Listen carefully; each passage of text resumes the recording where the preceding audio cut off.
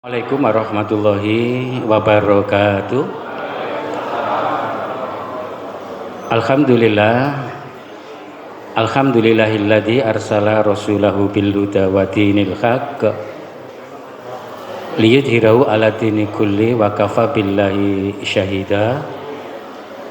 Asyhadu an la ilaha illallah wahdahu la syarikalah wa asyhadu anna Muhammadan abduhu wa rasuluhu la nabiyya wa la rasula ba'da. Allahumma sholli wa sallim wa barik ala Muhammad wa ala alihi wa sahbihi wa man tabi'ahum bi ihsanin ila yaumiddin, amma ba'du. Jamaah pengajian umum Ahad bagi Masjid Al-Basit yang dirahmati oleh Allah Subhanahu wa taala. Puja dan puji syukur senantiasa kita sampaikan kehadirat Allah atas limpahan karunia yang Allah telah berikan kepada kita pagi hari ini. Atas izinnya kita bisa melangkahkan kaki kita untuk mengikuti pengajian umum Ahad pagi Masjid Al-Basit Ahad pertama. Salawat ma'asalam mudah-mudahan senantiasa Allah limpahkan dan curahkan pada Nabi uswa kita, Nabiullah Muhammad sallallahu alaihi wasallam. Jamaah pengajian umum Ahad pagi yang dirahmati Allah,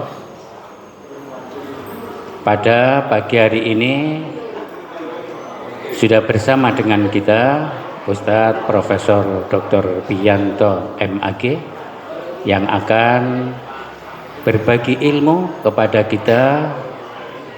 Mudah-mudahan apa yang beliau sampaikan akan menambah ilmu yang bermanfaat kepada kita semua. Oleh karena itu, marilah pengajian umum Ahad pagi ini kita awali bersama dengan bacaan basmalah. Bismillahirrahmanirrahim. 60 menit ke depan akan diberikan materi tausiah oleh Ustadz Profesor Dr. Biyanto MAG dengan 45 menit untuk materi, 15 menit untuk tanya jawab. Kepada yang terhormat Ustadz Profesor Dr. Biyanto MAG dipersilakan. Bismillahirrahmanirrahim. Assalamualaikum warahmatullahi wabarakatuh. Alhamdulillah, alhamdulillahi haqqa hamdi wa syukru lillahi haqqa syukri. Asyhadu an la ilaha illallah wa asyhadu anna Muhammadan abduhu wa rasuluh.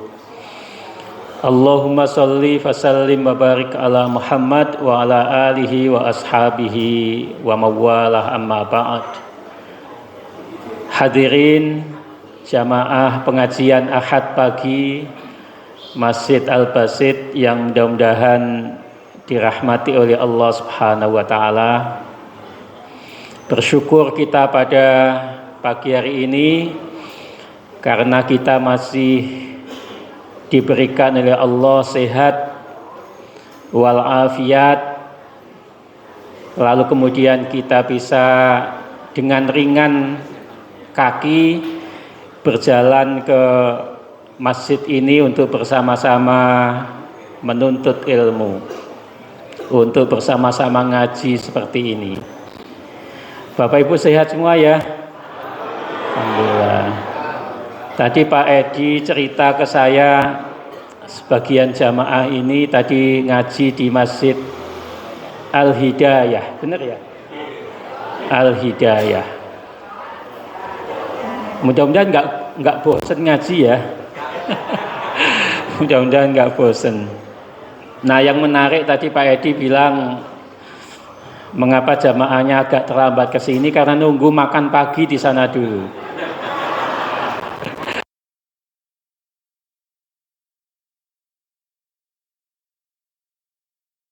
Makanya Pak Edi ini pertumbuhannya ke pertumbuhannya ke samping, tidak ke atas. Nah, Bapak Ibu hadirin yang dimuliakan Allah, kita sekarang berada di tanggal 4 Januari tahun 2026. Berarti secara miladiah, secara Masehi, tahun kita bertambah, tapi umur kita berkurang. Karena itu maka kita saling berwasiat supaya kita tetap berada di jalan Allah Subhanahu wa taala. Mudah-mudahan kita istiqomah di jalan Allah dan kita bisa memungkasi kehidupan kita di dunia ini dengan husnul khatimah. Mudah-mudahan. Amin ya rabbal alamin. Di antara ayat yang banyak sekali kita baca dan seringkali dikaji terkait dengan pergantian waktu, apakah itu hari, minggu, bulan, tahun, itu ada di dalam surat Al-Hasyr ayat 18. Surat Al-Hasyr itu surat keberapa? Coba dihitung mulai Al-Fatihah coba. Al-59 nggih Pak. Surat ke-59 ayat 18. Ya ayyuhalladzina amanu taqullaha wal tanzur nafsum ma qaddamat lighad wattaqullaha innallaha khabirum bima ta'malun. Ayat ini menarik kalau kita pelajari karena ayat ini ada perintah yang sama itu diulang 2 kali, yakni ittaqullah. Jadi di awal kita diperintah ittaqullah wal tanzur nafsun ma qaddamat lighad wattaqullah, lagi diulang lagi. Nanti kalau Bapak Ibu, saya nanya dulu ke Bapak Ibu, lebih suka baca buku apa membaca WA? Hah? Nah, berarti sama ya. Ada baiknya kita bergerak membaca buku, ikut ngaji seperti ini daripada membaca WA. Buku di WA, nah itu lebih lebih kreatif Pak, buku di WA. Tapi kalau generasi milenial, generasi namanya Gen Z ya, itu biasa baca bukan buku hard copy itu, tapi bukunya buku digital, file digital, PDF gitu ya. Tapi kalau kita ini kan bukan Gen Z sebagian besar. Ini bukan Gen Z kan? Ini Gen Z namanya.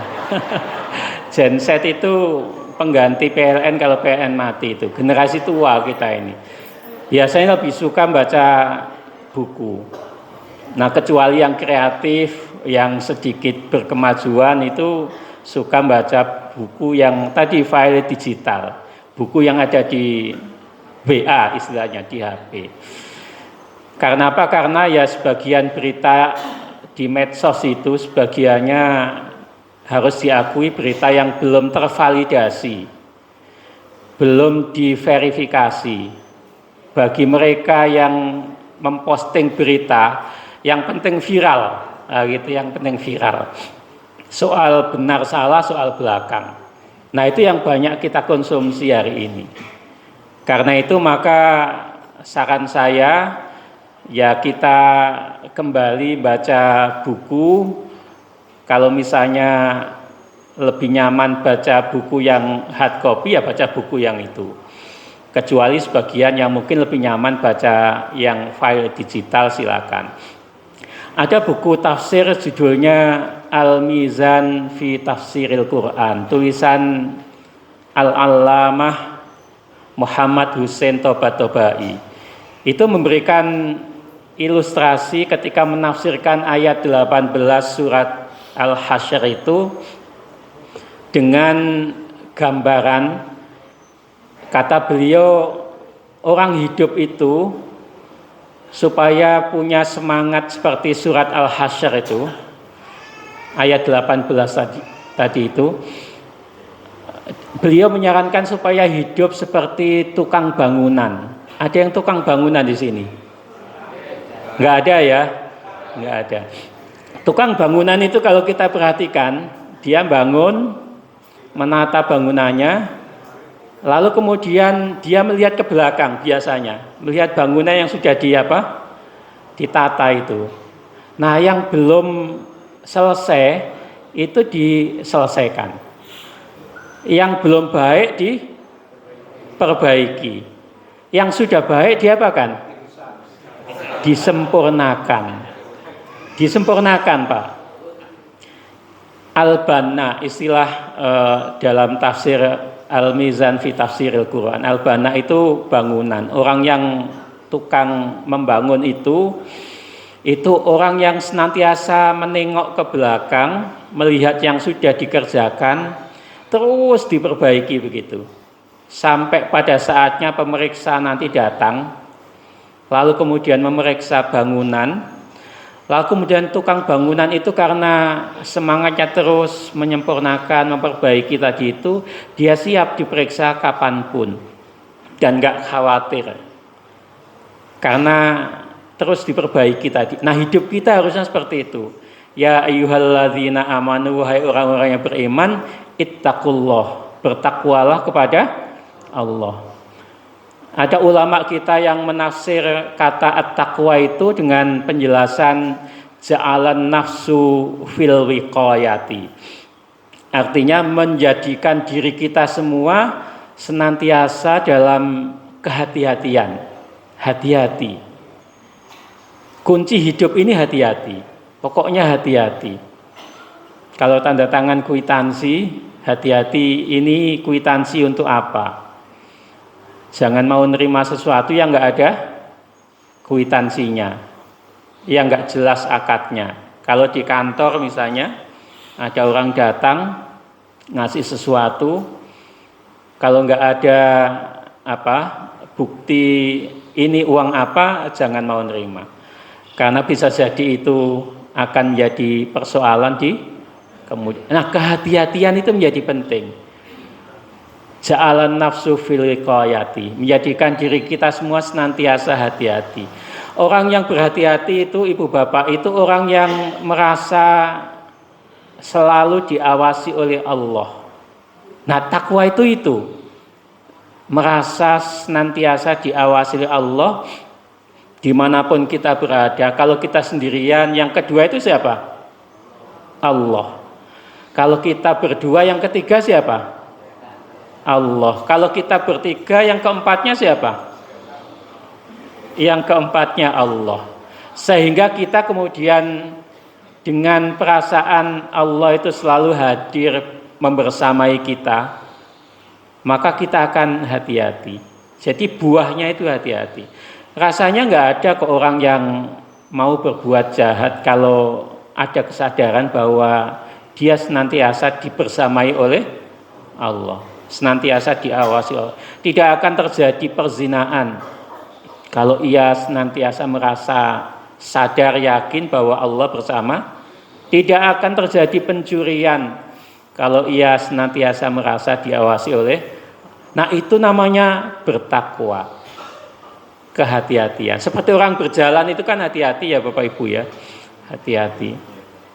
Kemarin ada malam tahun baru, ada dulu yang selalu bersama saya di kampus waktu saya kemana-mana suka ngantar, itu meninggal tabrakan gitu. Jadi istilahnya adu banteng ya kalau itu ya. Nah, yang nabrak itu setelah diteliti oleh polisi ternyata mengandung narkoba. Ya, malam tahun baru biasanya kan banyak pesta-pesta yang begitu ya. Jadi kalau kita kadang-kadang udah hati-hati, temannya nggak hati-hati, terjadilah seperti itu. Jadi orang seperti di jalan itu. Karena itu Bapak Ibu kalau di jalan, kalau kita ingin disebut sebagai muttaqun, orang yang bertakwa itu, ada yang batu yang mungkin akan mencelakai saudara kita yang lewat, maka batu itu itu namanya bertakwa itu. Hati-hati. Kalau ada lubang ditutup, itu hati-hati namanya. Kalau ada duri dipinggirkan. Nah, kehati-hatian itu yang kita butuhkan hari ini. Karena itu perintah ittaqullah itu menjadi penting. Berhati-hatilah ketika memulai kita bekerja. Wal tanzur nafsum ma qaddamat lighad. Dalam memulai kita bekerja di tahun ini, beramal di tahun ini, lihatlah ke belakang. Seperti kita ilustrasi tadi itu, tukang apa? Bangunan yang belum selesai di 2025 tahun 2026 dituntaskan. Yang sudah baik di tahun 2000, yang belum baik di tahun 2025 diperbaiki. Mungkin tadi pagi kita sebagian besar ada yang mulai aktivitas bangun jam 3, setengah 3, mungkin lebih awal setengah 2, salat tahajud. Lalu kemudian bersama suami istri, mungkin sebagian bersama anak-anak menuju masjid, mushola berjamaah subuh. Man shollas subha fi jama'atin faka'annama shollal laila kullah, kata Nabi. Barang siapa yang sholat berjamaah subuh, atau barang siapa yang sholat subuh fi jama'atin, dengan berjamaah, faka'annama shollal laila kullah, maka ia sama dengan sholat sepanjang malam. Nah, itu pahalanya luar biasa. Apalagi sebelum jamaah subuh diawali dengan 2 rakaat sholat apa? Qabliyah subuh. Rakaatal fajri khairun minad dunya wa ma fiha. 2 rakaat sebelum subuh itu kata Nabi lebih baik daripada dunia dan isinya. Jadi kita isi kebaikan-kebaikan yang berlipat ganda. Terus ba'da subuh ngaji, terus sarapan tadi itu Pak Edi ya. Terus ngaji di sini, sarapan lagi. Jadi kita ini menjadi orang yang disegani. Disegani itu dikasih sego itu loh. Nah, itu disegani.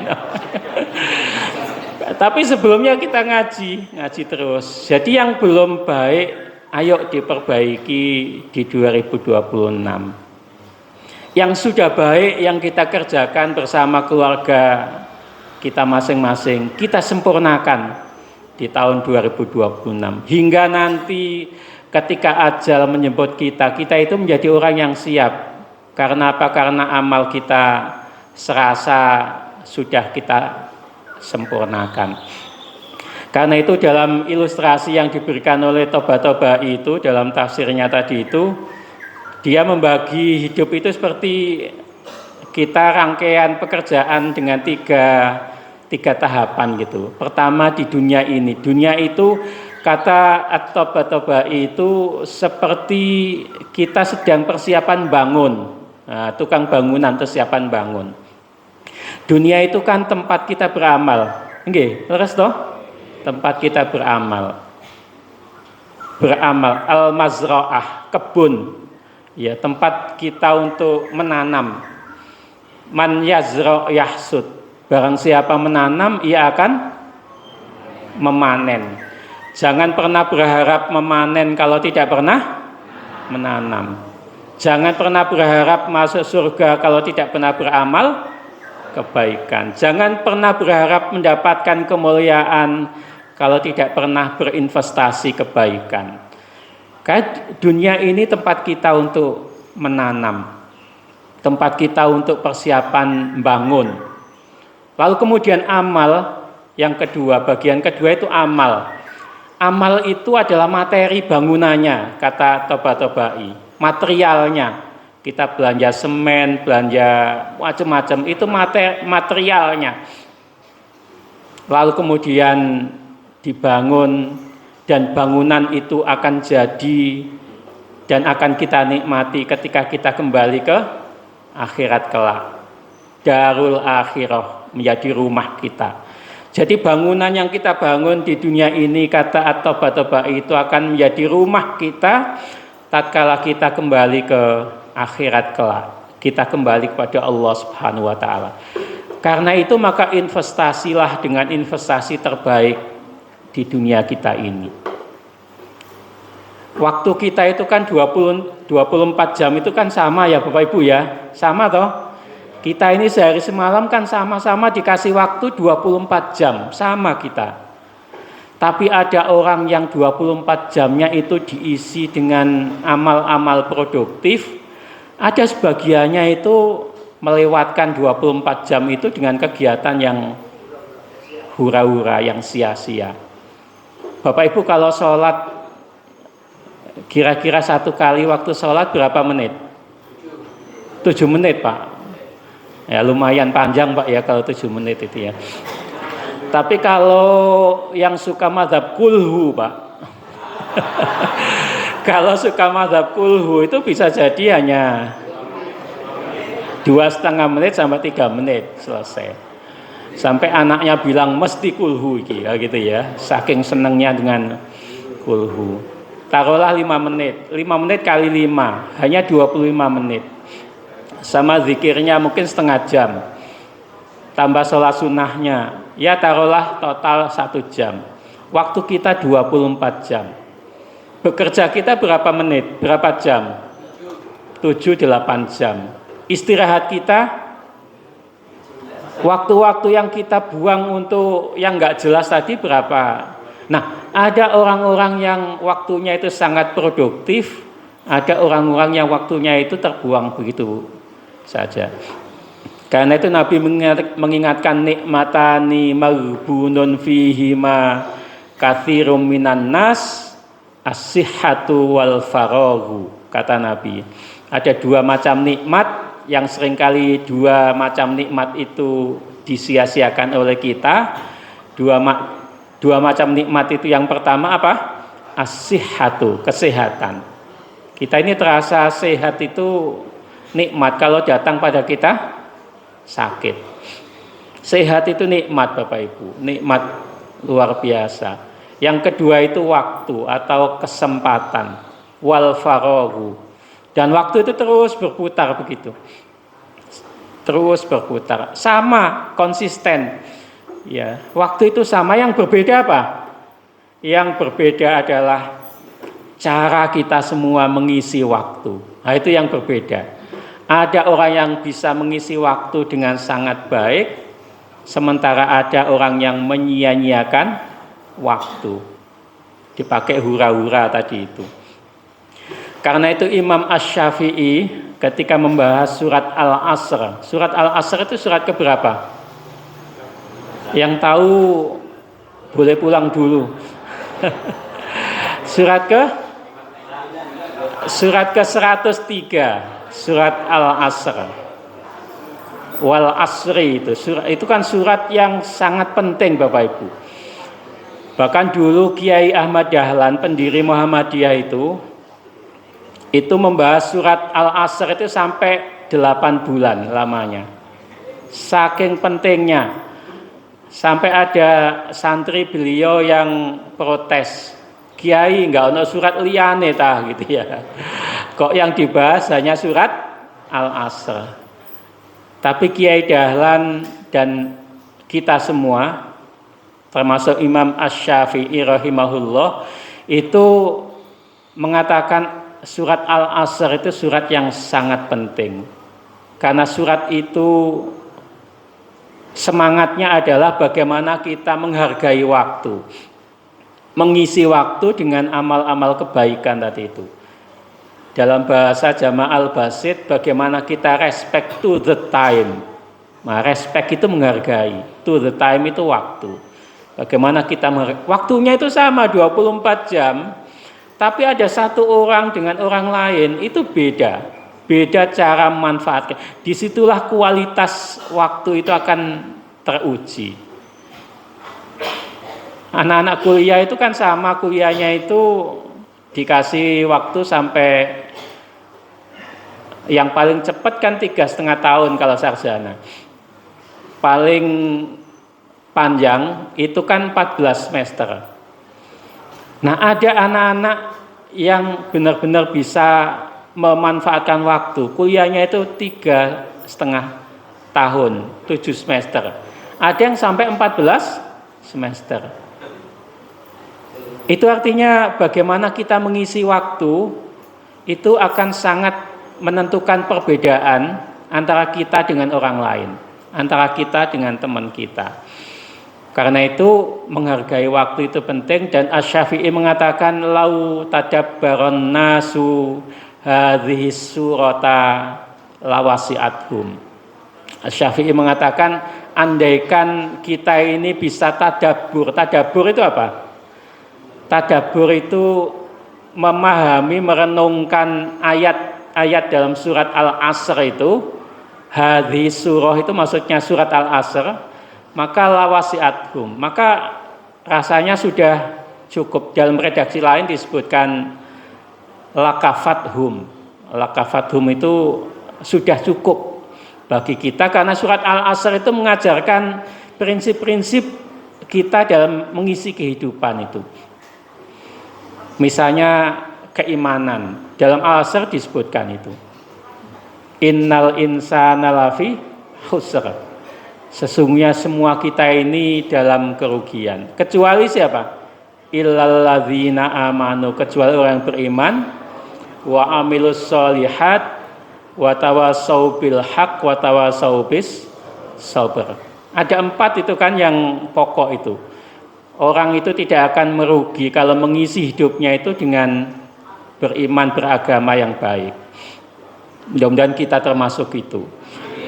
Lalu kemudian beramal, ya kan? Lalu kemudian saling berwasiat, seperti ini, saling mengingatkan. Lalu kemudian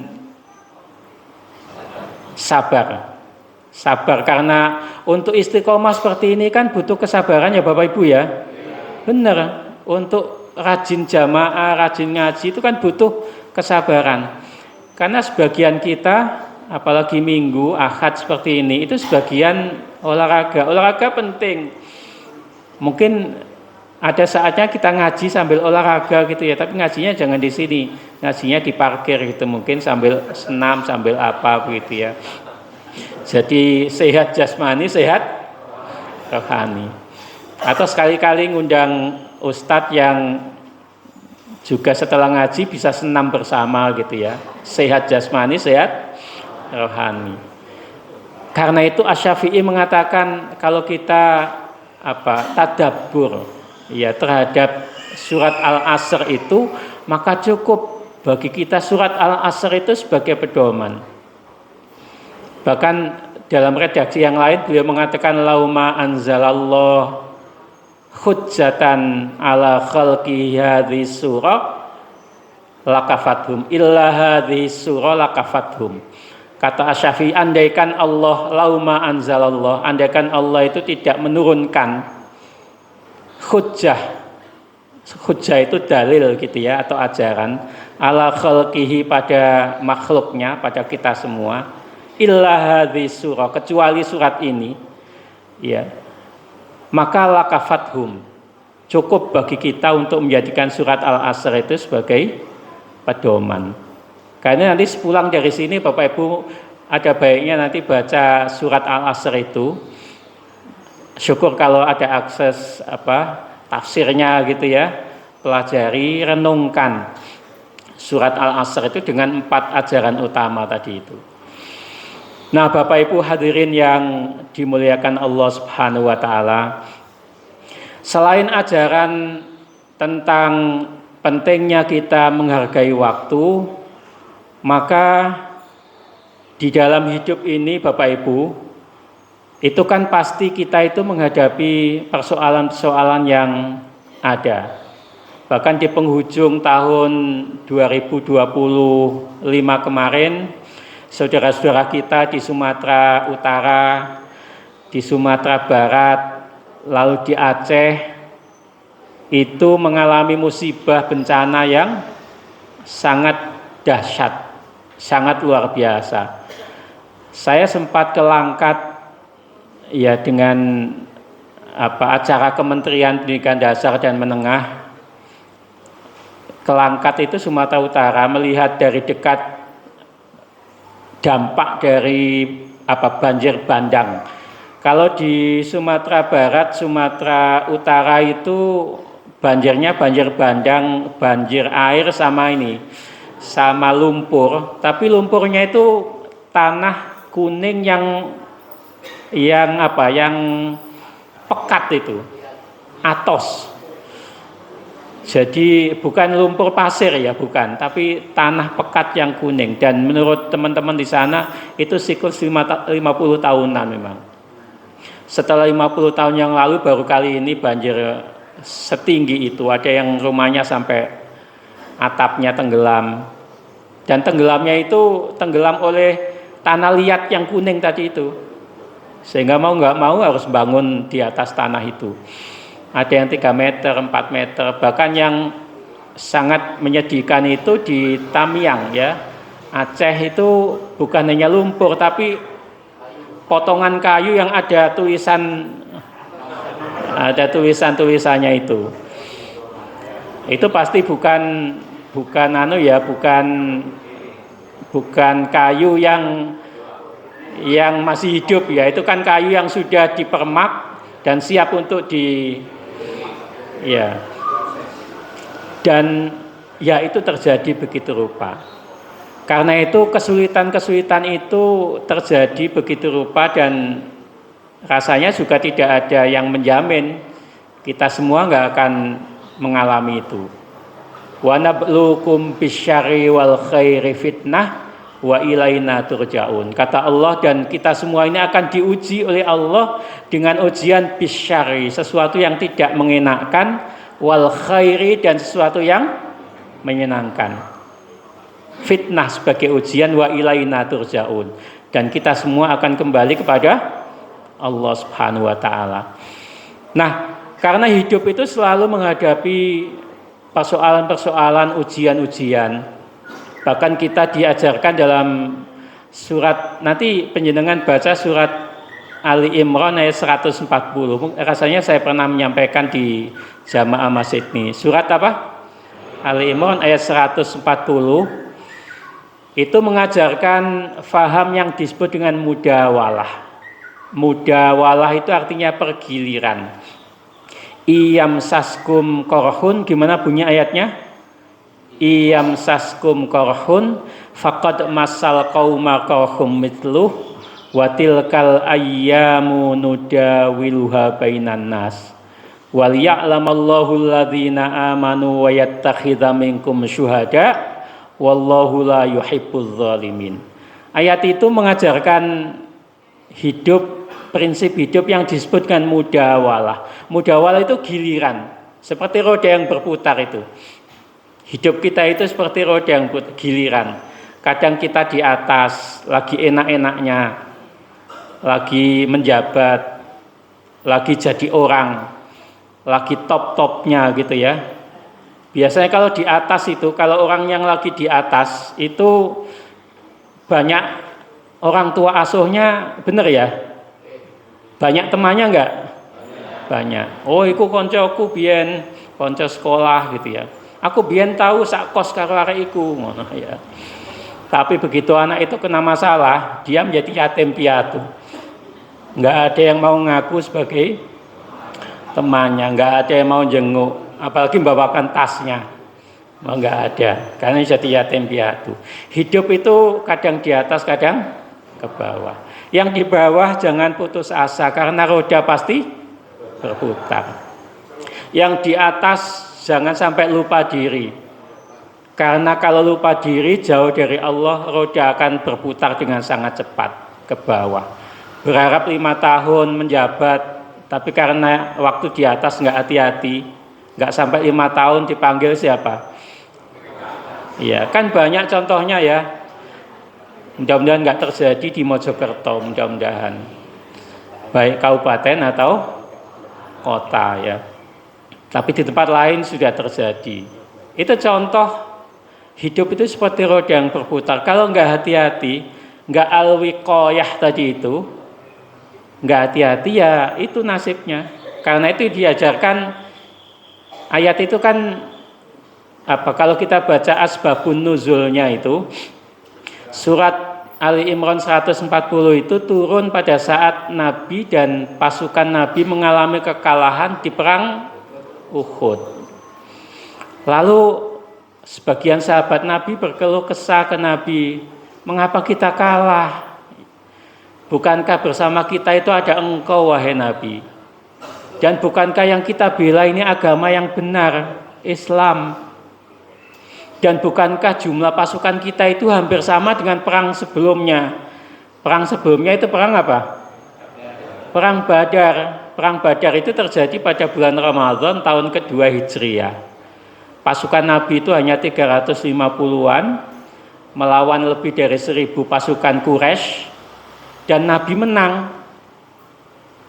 Nah, pasukan Nabi yang dibawa di perang Uhud itu jumlahnya juga hampir sepertiga dari pasukan Quraisy. Tapi hasilnya yang berbeda. Di perang Badar Nabi menang, di perang Uhud Nabi kalah. Bahkan ada salah satu paman Nabi yang sangat dicintai Nabi, namanya Hamzah. Hamzah bin Abdul Muthalib wafat dengan cara yang sangat sadis itu ya. Yang nanti Bapak Ibu bisa baca buku yang ditulis oleh Muhammad Husin Haikal. Itu buku bagus itu. Judulnya Hayatu Muhammad, Sejarah Hidup Muhammad. Bapak Ibu, kalau saya tunjukkan buku, kebayang ini ya bukunya ya. Kebayang buku apa kebayang soto? Mudah-mudahan kebayang buku. Jadi supaya baca. Pokoknya baca. Karena baca itu membuat pikiran kita menjadi positif, ya, nggak mikir yang neko-neko. Jadi Hayatu Muhammad itu bagus, cerita tentang diantara tentang bagaimana episode perang. Nah, di perang Uhud itu Nabi kalah, lalu sahabat berkeluh tadi itu, berkeluh kesah, mengeluh. Mengeluh itu kalau dalam bahasa Jawanya apa? Ngersulo. Nah, itu golek istilah itu wangel ya. Ngersulo, kok kalah gitu ya. Padahal di perang Badar dulu kita menang wahai Nabi gitu ya. Lalu Allah turunkan ayat tadi itu iyam saskum korhun. Sebagian sahabatmu wahai Nabi itu ada yang berkeluh kesah mengapa kita kalah gitu ya. Faqad masal qauma qauhum mithlu. Ingatlah yang mereka yang hari ini menang di perang Uhud, kelompok Quraisy itu. Dulu kamu kalahkan di perang Badar. Mereka dulu kalah, hari ini menang. Dulu kamu menang, hari ini kalah. Lalu ayat lanjutannya watil kal ayyamu nudawiluha bainan nas. Dan yang namanya kemenangan, kekalahan, karena kaitan sama perang itu ya. Kemenangan, kekalahan, kejayaan, kemunduran. Lalu apa lagi? Termasuk menang kalah dalam pemilu, ya. Itu nuda wiluha, sehat sakit, kaya miskin, menjabat menjadi orang biasa, itu nuda wiluha. Nuda wiluha itu kami pergilirkan gitu bagi semua umat. Nah, itu yang disebut dengan faham mudawalah, pergiliran. Jadi Bapak Ibu yang hari ini diuji dengan sesuatu yang enggak menyenangkan, enggak usah pesimis. Nggak usah merasa Allah itu kok nggak adil gitu ya, ngersulo. Nah, itu nggak usah. Karena apa? Karena ada saatnya kita akan menemukan kebahagiaan. Yang sakit akan sehat, dan yang sehat nggak selamanya sehat. Mungkin akan diuji dengan sakit. Namanya nudawiwa. Karena itu maka kita butuh cara bagaimana kita menyongsong tahun ini, pergantian tahun ini dengan kesulitan cobaan-cobaan yang kita hadapi itu dengan langkah-langkah yang terbaik. Nah, kalau belajar dari perang yang dialami Nabi itu ada beberapa yang perlu kita siapkan. Pertama, terkait dengan teman-teman kita yang mendapat ujian musibah. Itu kita perlu membantu sesama, mengambil langkah-langkah kemanusiaan. Saya kira kita semua punya, saya nggak tahu di Masjid Al-Basit ini berapa kaleng Jumatan Pak Edi yang dikasihkan ke mana? 3 ya Pak ya, 3 Jumatan. Di masjid kantor kami di Kementerian Pendidikan Dasar Menengah itu ingat saya 3 atau 4 Jum'ah Pak Menteri Pak Abdul Mukti minta dikirimkan ke ke Aceh, ke Sumatera Barat, Sumatera Utara. Dan kalau kita nyumbang itu Bapak Ibu, itu kan kita nggak pernah lihat siapa yang kita sumbang, ya kan? Nggak pernah lihat ini Islam atau non-Islam, ini NU atau Muhammadiyah atau yang lain. Ini dulu milih partai Gerindra, apa milih partai PDI atau milih PAN atau milih apa. Nggak pernah kita lihat. Ini matanya sipit atau matanya apa, nggak pernah kita lihat. Semuanya disumbang, semuanya dikasih. Itu namanya ta'awun namanya, at-ta'awun. Karena itu dulu Pak Din Samsudin itu mengajarkan apa yang disebut dengan the theology of al-ma'unism, teologi tolong menolong, yang dibangun dari surat Al-Ma'un. Surat Al-Ma'un surat keberapa? Surat ke 107, hanya 7 ayat. 7 ayat, tapi itu dipelajari oleh Kiai Dahlan dan murid-muridnya itu selama 3 bulan. Jadi Kiai Dahlan itu kalau mengkaji ayat itu, kalau belum dipahami, belum diamalkan, itu nggak pindah.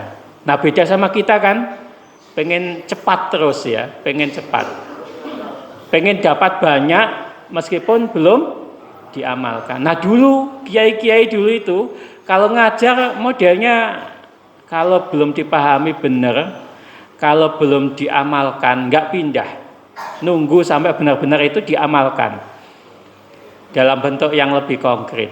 Nah itulah yang dalam pembelajaran hari ini di pendidikan itu namanya pembelajaran mendalam, namanya deep learning, ya, pembelajaran mendalam. Tapi saya nggak ingin bahas itu karena itu wilayah pendidikan. Jadi yang kita perlu lakukan terhadap teman-teman kita yang terkena musibah itu adalah kita membantu sebagai sesama umat manusia. Itu yang disebut dengan kita menegakkan nilai-nilai kemanusiaan. Kita nggak peduli yang kena korban itu siapa, yang penting kita membantu dengan cara yang lebih konkret. Lalu kemudian ya kita lihat mungkin ada orang yang datang ke lokasi bencana itu kadang-kadang nggak membawa bantuan, bawa bendera biasanya. Bawa bendera ngalor ngidul ngetan ngulon terus di videokan. Ya kemarin ada yang sempat viral gotong beras ya. Ya itu nasib saja Pak, itu nasib saja. Yang dilalah kok ya pokoknya kalau nggak hati-hati itu pokoknya ono wae gitu ya. Saya yakin beliau tulus bantu itu, tapi kok pas kena iku ya, pas syutingnya kok ya begitulah. Tapi yang penting bagaimana kita membantu sesama. Bahkan dalam Al-Qur'an nanti Bapak Ibu baca di surat Al-Maidah ayat 32. Coba dilihat Al-Maidah 32 itu ada ayat tengah-tengah itu ada bunyi man qatala nafsan bi ghairi nafsin aw fasadin fil ard faka'annama qatalan nasa jami'a wa man ahyaha faka'annama ahyan nasa jami'a. Kata Allah, barang siapa yang membunuh seseorang, man qatala nafsan bi ghairi nafsin au fasadin fil ard, bukan karena orang itu membunuh orang lain dan bukan karena orang itu melakukan kerusakan di muka bumi, maka orang yang membunuh orang yang tanpa dosa tadi itu dikatakan Allah faka'an nama qatalan nasa jami'a. Orang itu bagaikan membunuh semua umat manusia. Ibu Bapak bayangkan orang membunuh seorang yang nggak bersalah, itu dikatakan orang itu bagaikan membunuh nilai-nilai kemanusiaan. Waman ahyaha, dan barang siapa yang menghidupi, menolong sesama, termasuk yang ada di lokasi korban kita bantu, yang kehilangan kita bantu, yang nggak punya rumah kita bantu, yang anaknya nggak bisa bayar SPP kita bantu. Faka'an nama ahyan nasa jami'ah. Orang itu bagaikan menghidupi semua umat manusia. Allah nggak pernah melihat kata-kata an-nas itu kan umum ya, nggak dikaitkan dengan agama tertentu. Itu artinya bantuan-bantuan yang kita berikan itu semata-mata untuk membantu sesama tanpa melihat siapa yang kita bantu itu. Dan negara kita ini Bapak Ibu itu punya pengalaman panjang soal tolong menolong itu. Nanti Bapak Ibu search negara paling dermawan, lalu sebut nama saya 3 kali ya. Saya dulu pernah nulis di Jawa Pos, judulnya negara paling dermawan. Artikel masih ada di online-nya. Itu hasil survei yang dilakukan oleh Charity Aid Foundation, itu lembaga internasional. Itu mensurvei, judul surveinya itu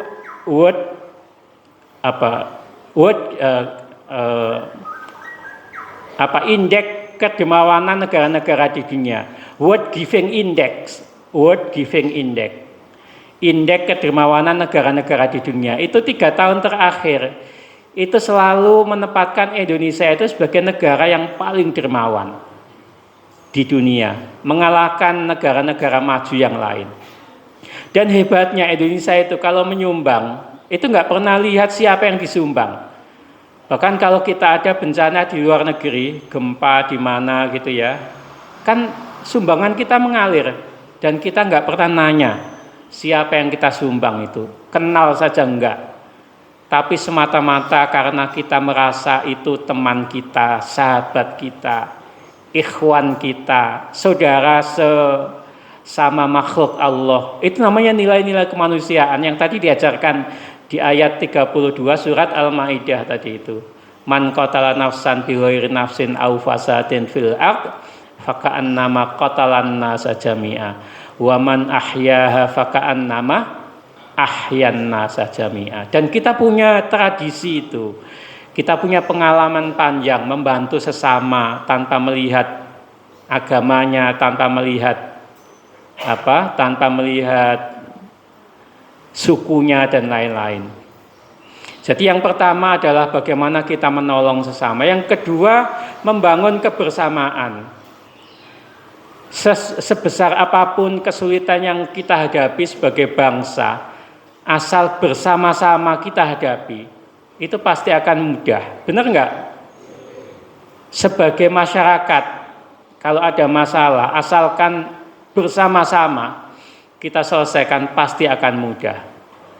Nabi kita Muhammad SAW ketika perang Badar merasa jumlah pasukannya kecil, hanya sepertiga, senjatanya enggak cukup handal, kalah dengan senjata pasukan Quraisy. Lalu kemudian transportasi yang dibawa enggak sebanyak pasukan Quraisy. Itu Nabi sempat gamang niku napa? Nah, ragu-ragu. Lalu kemudian Nabi sebelum perang itu sempat menengok ke pasukannya.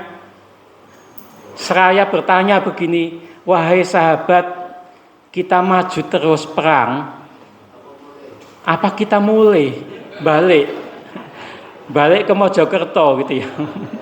Maksudnya balik ke Madinah, kita lanjutkan perang atau balik ke Madinah?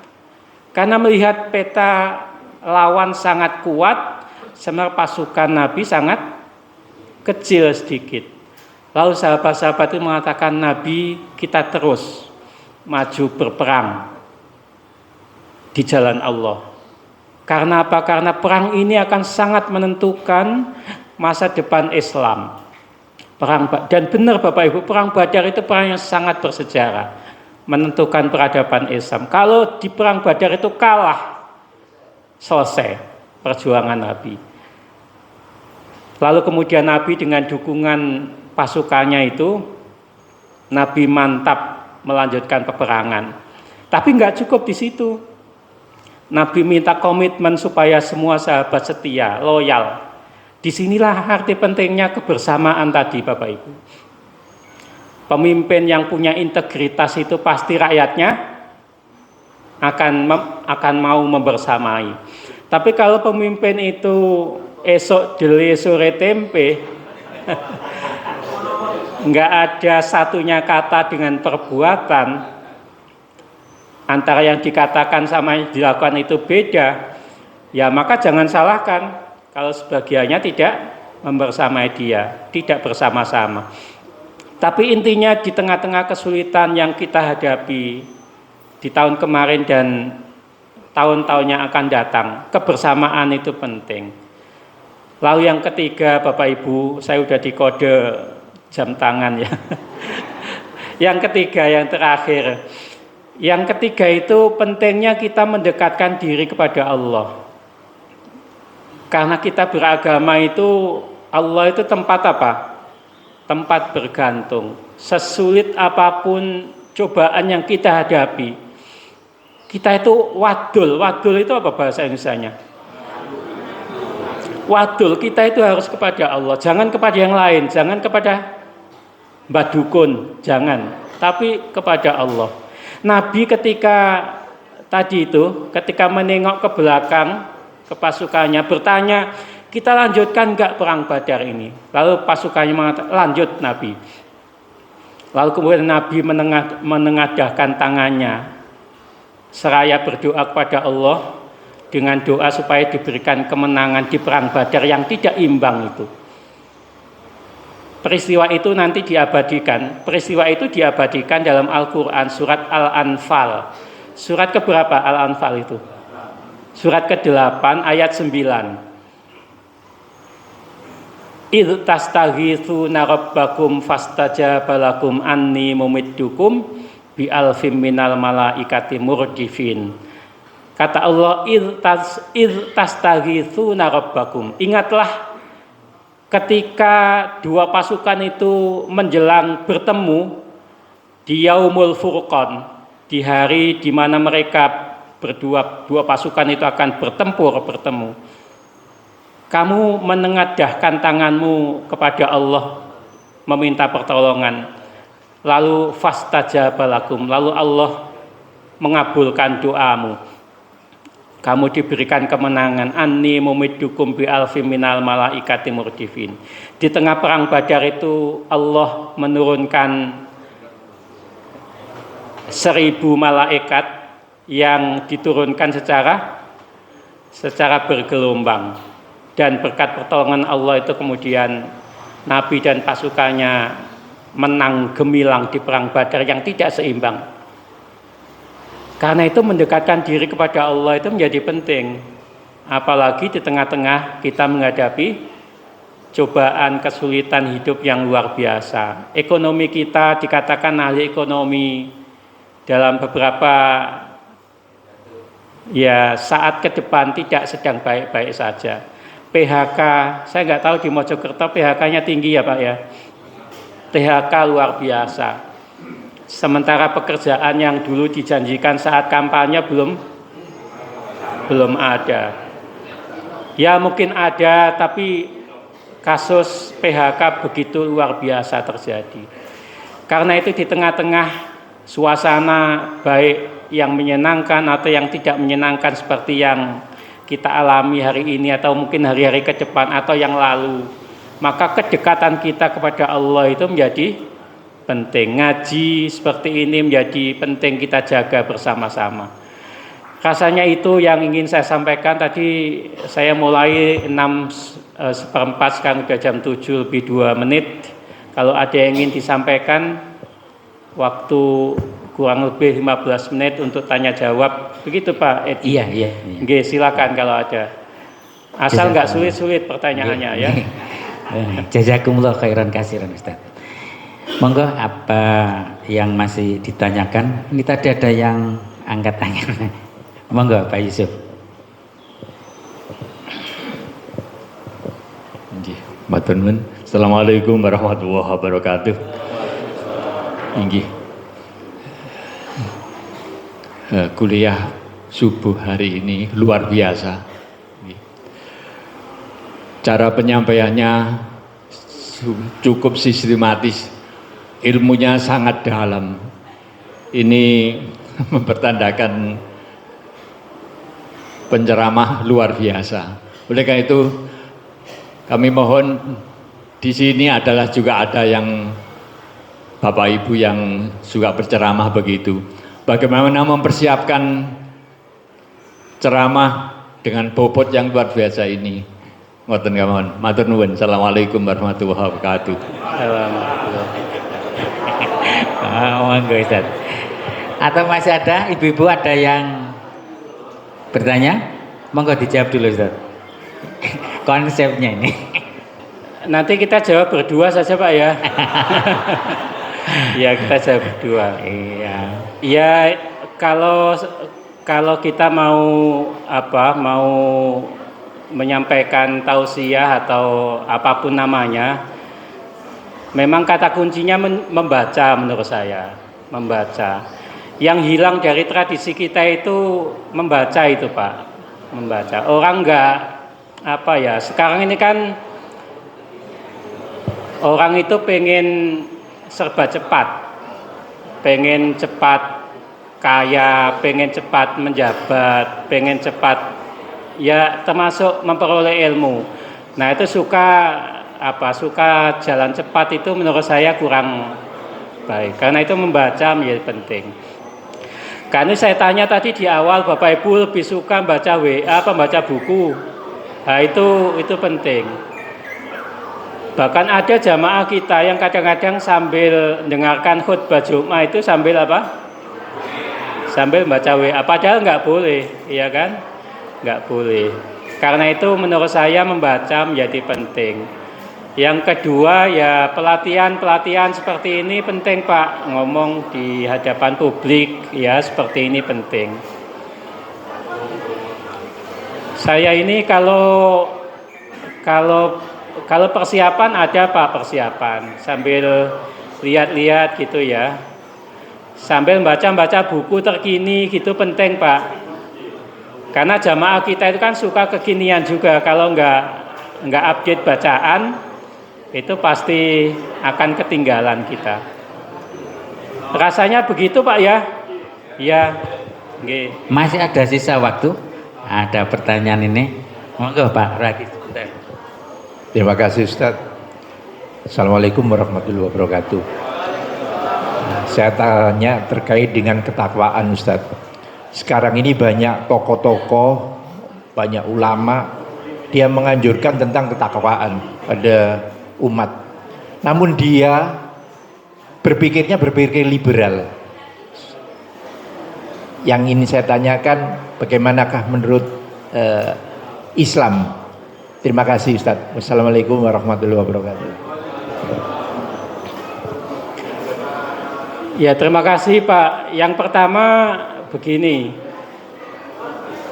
ya kita semua punya tadi itu, bukan hanya menganjurkan takwa, bahkan semua kita kalau menjabat. Saya ini kebetulan di kementerian juga menjabat di staf ahli menteri, jadi bertetangga dengan ruangan Pak Mukti. Kira-kira 20 meter dari ruangan Pak Mukti. Kalau disumpah itu kan sumpahnya tadi itu ya, sumpah bertakwa gitu ya. Tapi ada orang-orang yang di tengah-tengah proses menjalani amanah itu tidak mencerminkan nilai-nilai kehati-hatian tadi, ketakwaan tadi itu. Sehingga kemudian banyak tergoda, dan mudah-mudahan pejabat-pejabat kita yang hari ini diamanai oleh negara ya, sedang menjabat, mudah-mudahan amanah. Lalu yang kedua Pak,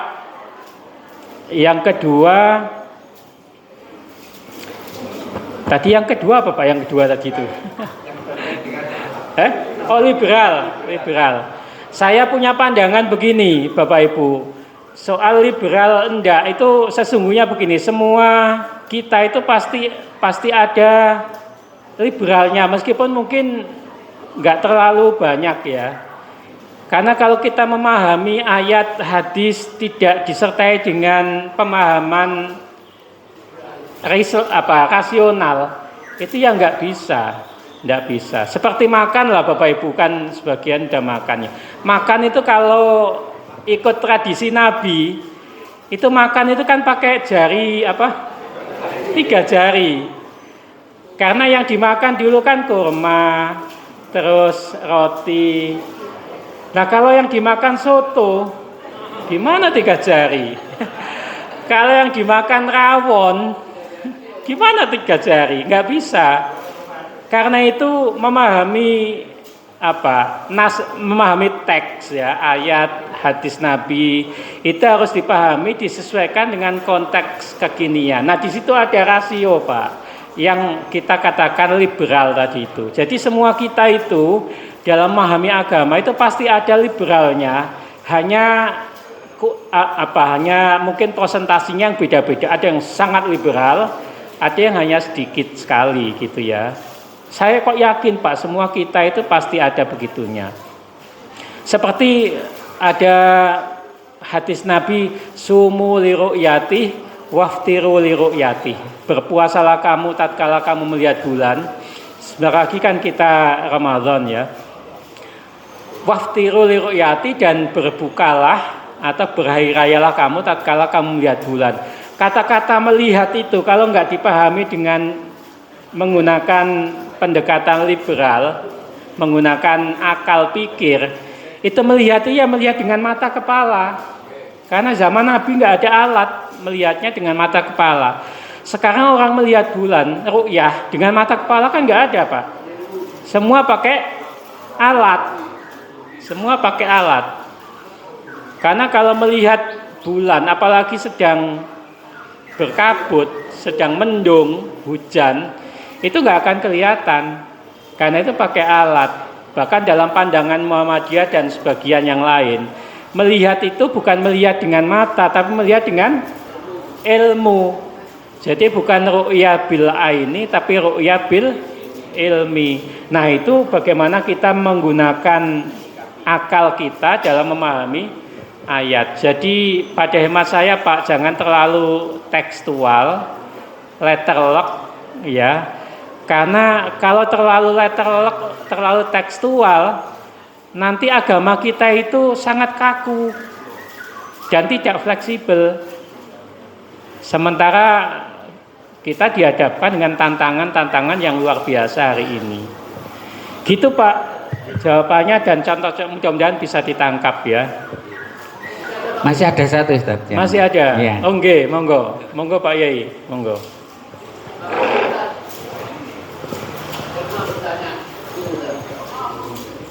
Makasih. Assalamualaikum warahmatullahi wabarakatuh. Saya dalam pikiran saya, kenapa kok Aceh sering sekali kena musibah? Padahal di situ Aceh kan dijuluki Serambi Mekah. Banyak orang-orang Islam, banyak orang-orang bertakwa. Kok selalu kena musibah? Setelah tsunami kemarin banjir. Kok tidak Manado atau daerah-daerah Nias, daerah-daerah Nasrani itu? Makasih Ustaz. Assalamualaikum warahmatullahi wabarakatuh. Sebelum dijawab Ustaz, tambah satu nih. Itu kan cuma satu. Monggo Pak, monggo Pak. Assalamualaikum. Terkait dengan yang disampaikan Ustaz, surat Al-Hasyr tadi, bagaimana kita atau strategi untuk mengoreksi pekerjaan-pekerjaan kita yang masa lalu untuk menjadi sesuatu yang baik di masa depan. Strategi yang paling mudah kita terapkan di dalam urusan ibadah kita. Nggih, makasih. Yang pertama itu pertanyaan mayoritas kita ya. Mayoritas kita, dan itu pertanyaan klasik yang seringkali mengkaitkan musibah, bencana itu dengan, kalau dalam perspektif teologi itu dengan dosa besar, dengan dosa-dosa yang dilakukan oleh kita. Zaharul fasadu fil ard wal bahr, kan ada ayatnya itu ya, yang bisa kita baca bersama.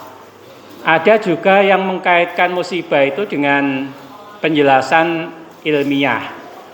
Misalnya kan nggak mungkin Pak kayu gelondongan yang ada tulisannya itu jalan sendiri, kan nggak mungkin. Kan pasti kayu itu dipotong-potong ya. Pasti ada yang motong. Intinya ada praktek pembalakan hutan liar yang luar biasa sehingga terjadi. Nah, itu penjelasan ilmiah, penjelasan yang kaitan dengan kesalahan-kesalahan yang kita lakukan. Banyak Pak penjelasan seperti itu. Tapi kalau ditanya mengapa Aceh ya, yang selama ini kita kenal sebagai Serambi Makkah, yang pernah ke Aceh siapa? Benar Pak, di Aceh itu masyarakatnya sangat religius Pak. Biasa saja Pak. biasa saja. Ya yang saya tangkap, saya nggak lama tinggal di Aceh, yang agak lama itu tinggal di Medan, saya 2 tahun. Tapi teman-teman Aceh itu yang pas ketemu di Medan banyak cerita juga. Ya beda antara yang seharusnya dan yang dilakukan itu ya. Seharusnya kan Serambi Makkah itu mencerminkan kehidupan yang sangat religius, sangat Islami. Tapi faktanya juga sebagiannya tidak seperti itu. Jadi ya jawabannya begitu Pak. Jadi jangan selalu dikaitkan dengan dosa besar tadi itu, jangan selalu dikaitkan dengan kesalahan-kesalahan yang terjadi. Bisa jadi ujian itu sesungguhnya ujian untuk meningkatkan ketakwaan, keimanan. Nabi Nuh itu kurang apa? Juga diuji dengan anak yang seperti itu. Nabi siapa lagi yang diuji dengan istrinya yang lalu kemudian ya banyak contoh-contoh itu. Jadi orang-orang baik itu ujiannya juga sangat berat. Begitu ya Pak ya. Mudah-mudahan jawab. Lalu yang kedua, kalau saya tadi Pak, saya itu ilustrasi yang dilakukan oleh Toba-Tobai tadi itu bagus. Jadi hidup itu seperti tukang lihat ke belakang yang belum dilakukan di tahun kemarin. Ayo dilakukan tahun ini. Yang belum baik di tahun kemarin, mungkin jamaahnya belum rutin. Ayo tahun ini jamaahnya diperbaiki. Yang sudah baik tahun kemarin, jangan berpuas diri, tapi tetap ada ikhtiar meningkatkan, namanya menyempurnakan. Jadi hidup itu selalu berorientasi pada prestasi yang membanggakan, dan Islam mengajarkan itu. Mengajarkan bagaimana kita berprestasi. Man yazra' yahsud wa allaisa lil insani illa ma sa'a wa anna sa'yahu saufa yura, dalam An-Najm itu. An-Najm 38, 39, 40, 41 nanti jenengan baca. Itu ngajarkan itu. Jadi hidup itu orientasinya harus prestasi. Bagaimana kita bahagia bukan hanya di sini tapi juga di dunia. Nah, caranya cuma satu. Investasi dengan amal kebaikan, nggak ada yang lain. Saya kira begitu ya Pak ya. Mudah-mudahan, saya nggak enak lama-lama karena ceramah di hadapan orang yang lapar itu nggak enak. Itu pasti konsentrasinya akan terpecah. Sama dengan disuruh ngisi kajian menjelang berbuka, itu penceramahnya pasti sangat sulit Pak itu. Wah, karena yang dibutuhkan orang yang lapar itu bukan kajian tapi makan. Mudah-mudahan ilmu yang kita peroleh hari ini berkah, bermanfaat, dan mudah-mudahan kita diberikan kesehatan, keafiatan oleh Allah dan hidayah oleh Allah Subhanahu wa taala. Saya kira itu kita akhiri dengan doa bersama ya. Allahumma sholli ala Muhammad wa ala alihi wa ashabihi ajmain walhamdulillahi rabbil alamin. Allahumma fir lana dzunubana, ya Allah ampunilah dosa khilaf salah kami, baik yang kami kerjakan dengan terang-terangan atau sembunyi-sembunyi. Wali abaina, dan dosa ayah-ayah kami yang telah dengan kerja keras menghidupi kami, mendidik, mengasuh kami hingga kami menjadi orang-orang hebat pada hari ini.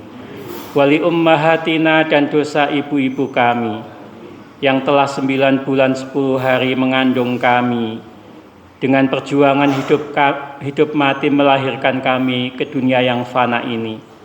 2 tahun penuh kami disusuinya, mengalir darahnya dalam tubuh kami. Dengan penuh kasih sayangnya kami dididik, diasuh oleh ibu kami. Dan karena itu ampuni, kasihi ayah dan ibu kami.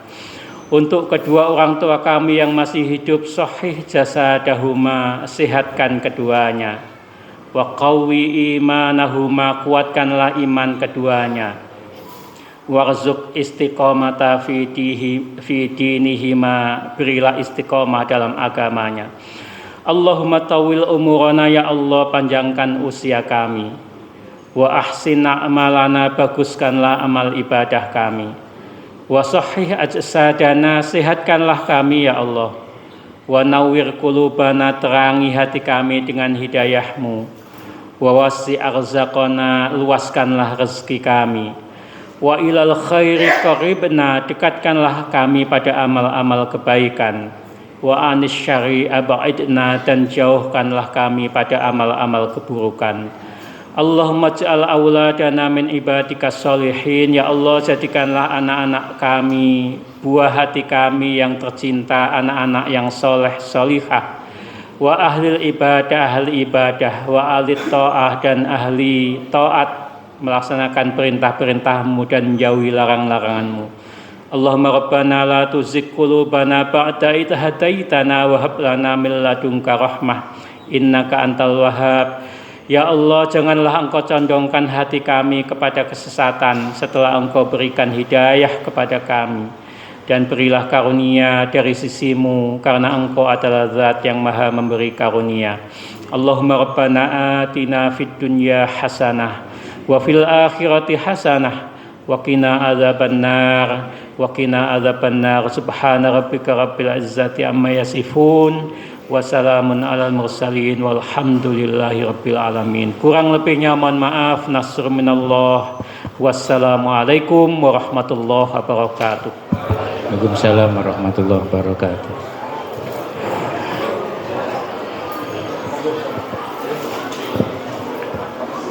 Jazakumullah khairan kasiron disampaikan kepada Ustadz Profesor Dr. Biyanto MAG. Marilah acara ini kita tutup dengan bacaan hamdalah bersama. Alhamdulillahirabbil alamin. Kurang lebihnya mohon maaf saya Mekosul Autot. Assalamualaikum warahmatullahi wabarakatuh.